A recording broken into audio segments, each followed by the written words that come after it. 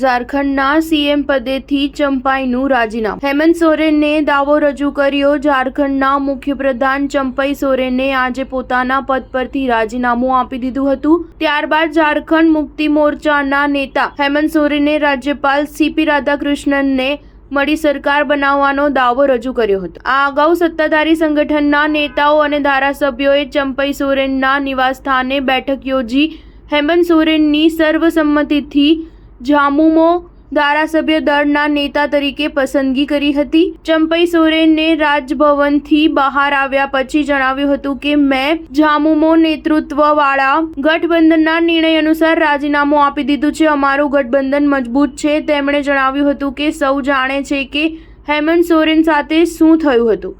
ગઠબંધનના સહયોગીઓએ મને જવાબદારી આપી હતી। હવે ગઠબંધને હેમંત સોરેનના પક્ષમાં નિર્ણય લીધો છે। જમીન કૌભાંડ સાથે સંકળાયેલા મની લોન્ડરિંગ કેસમાં હાઈકોર્ટ દ્વારા જામીન આપ્યા પછી હેમંત સોરેનની ધરપકડના લગભગ 5 મહિના પછી 28 જૂને જેલમાંથી મુક્ત કરવામાં આવ્યા હતા। હેમંત સોરેનની 31 જાન્યુઆરી 2024ના રોજ તેમની ધરપકડ કરવામાં આવી હતી। ધરપકડ પહેલા હેમંત સોરેને મુખ્યપ્રધાન પદેથી રાજીનામું આપી દીધું હતું।